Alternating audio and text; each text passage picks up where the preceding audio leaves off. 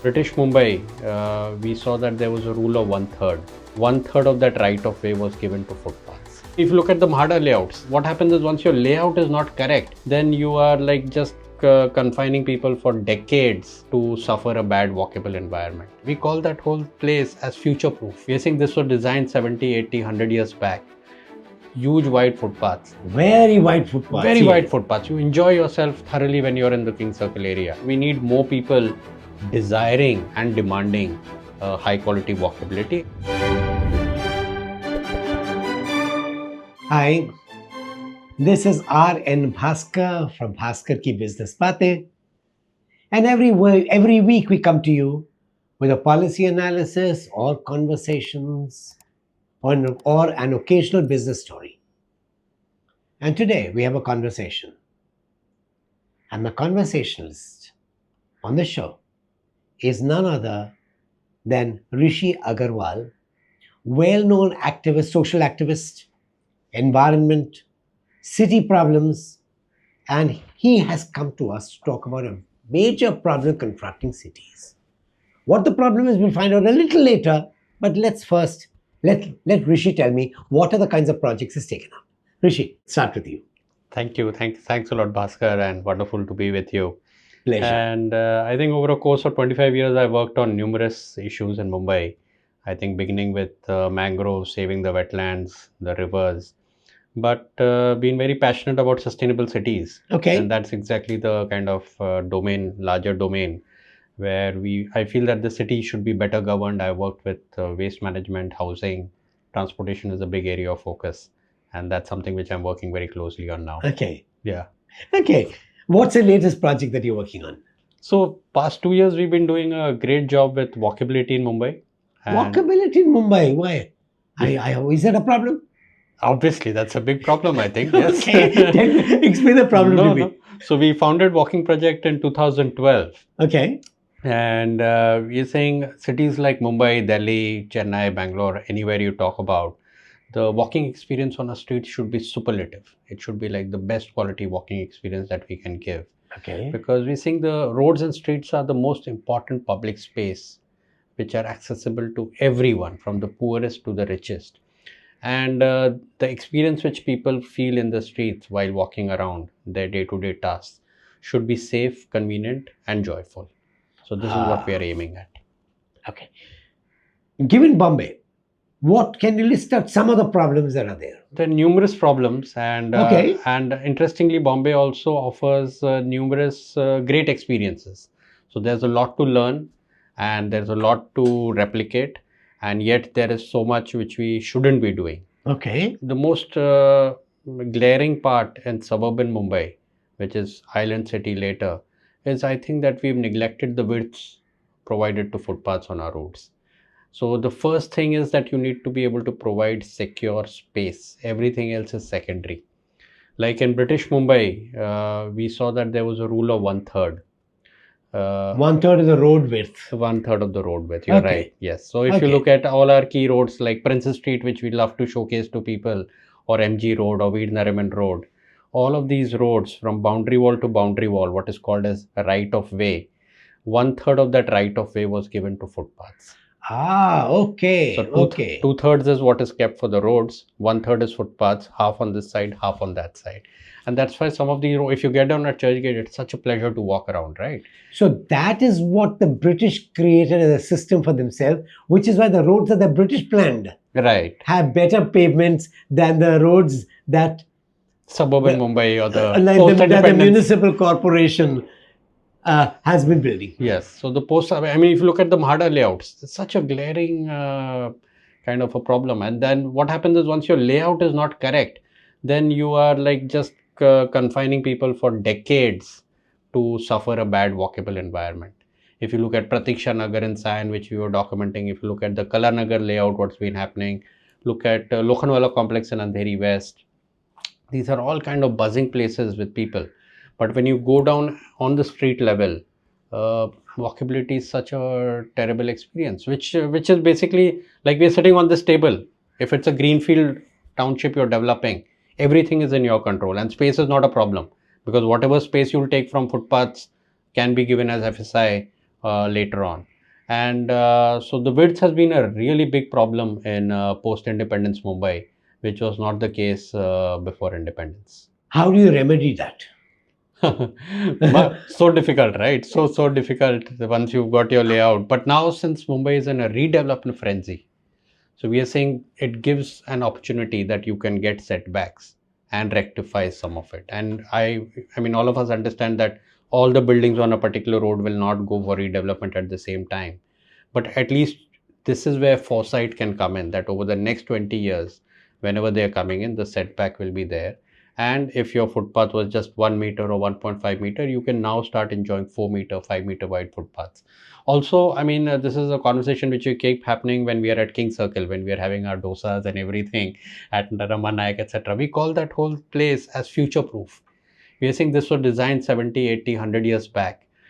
Huge wide footpaths. Very wide footpaths. Very wide footpaths. You enjoy yourself thoroughly when you're in the King Circle area. And if all of these 3-story buildings were to suddenly become 30 stories, the footpaths are wide enough to accommodate all the new load. So that is how what we call future proofing your footpaths. And the width is really the most important part. But if you can't do the widths right, then of course you can do the height. We are saying the height of the footpath should not be more than 6 inches. You're seeing footpaths which are 10 inches, 12 inches high, which are a nightmare and a disaster for anybody. 4 to 6 inches is a great height of the footpath. For children, climbing up onto the pavement is difficult. It's difficult. For handicapped people, it's very difficult. Elderly, it's very difficult. Very difficult. You just can't climb that just climb the footpath. You should be able to get on or off the footpath with a lot of ease. And building ramps. And building ramps at the edges. So we are saying your edges should be gently sloped. Your surface quality should be absolutely great. So all of these things can compensate for a bad width. So if you don't have a good width, then at least do these things very well. And there is one more problem, which again I think is the government's neglect, even collusion. Yeah. And that is allowing shops and other obstructions and stalls and mandaps coming on the footpath. Absolutely, absolutely. I mean, look, at the golf course, the entire road is occupied by mandaps. Yeah.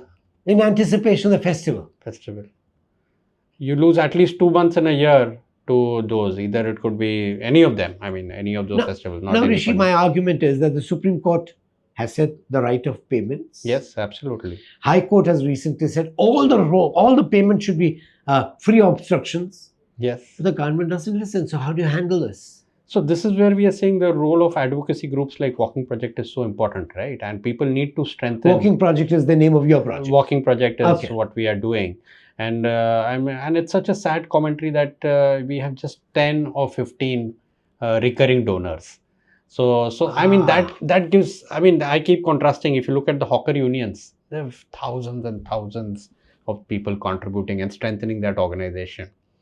And if you look at our pedestrian advocacy organizations, 10 recurring donors, 15 recurring donors, how do you run an organization? I mean, you need full-time staff to be documenting, to be making, visiting government offices, doing advocacy. It's been a big challenge over the past 10 years to do it. So I think the challenge is that we need more people desiring and demanding high-quality walkability. So effectively, you also face a funds constraint constantly. Huge funds constraint constantly. Okay, one question. Yeah. Okay. Does crowdsourcing of funds work? I've been into this business long enough to remember that there was a time when we had to convene a meeting. We used to have the landline and call up people. I'll call up 4 people, they'll call up 4 people, and that's how we used to get people together. Correct. Now, in the day of so much of technology, just one Instagram post or one LinkedIn post should be able to attract enough people to say this is a great cause. And yes, we should support it with funds. Doesn't happen. It happens with few people, like I said, all these 15, 20 people, but we need people to join in much larger numbers. Yeah, because I look at the example, and the example I love. I love the Wikipedia project. Yeah. And Wikipedia gets most of its funds. Yes, absolutely. I contribute to it. Yes. I contribute, but it compels you to put in money. Yes. No, and all of us have benefited from Wikipedia. All of us have benefited from it. And that's what we are saying. The work we are doing at Walking Project is benefiting the public. And I am completely a big fan of crowdfunding. An example which I keep giving is McDonald's and Coca-Cola are all crowdfunded. They don't take donations, CSR donations. Yes. McDonald's doesn't say that we are making the world's best burger and it should reach millions of people and give us CSR or give us donation. Millions of people are contributing, donating By to the buying production of that. buying his product, so they get the money. They get the money. So I would much rather have 10,000 people giving smaller contributions than 10 people, 20 people, very Because wealthy. that makes it less vulnerable. That makes you less vulnerable, and that also shows the depth and breadth of the support. Because if support is coming from just 10, 20, 30 people, I don't think these kind of causes should have broad-based support. I'm saying every school, every college should say that, yes, our children, our students are walking around. We will contribute. We will give 5,000, 10,000 rupees.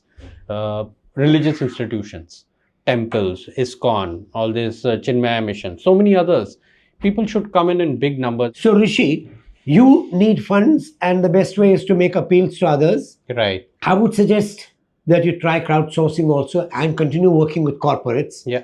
And I hope you get the funds, because what you're doing is so important, especially for the old, the disabled. Absolutely.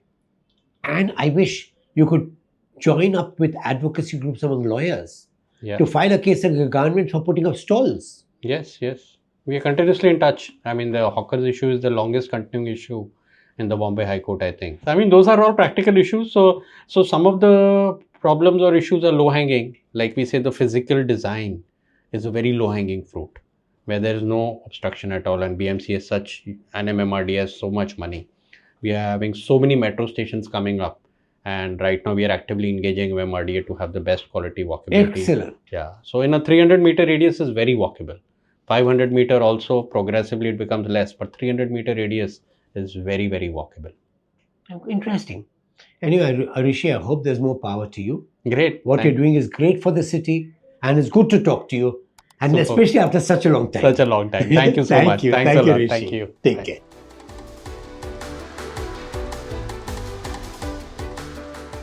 You'll find us now every morning at 8:15 a.m. on weekdays, where we come out with daily news, or better still, news behind the news. Do watch it.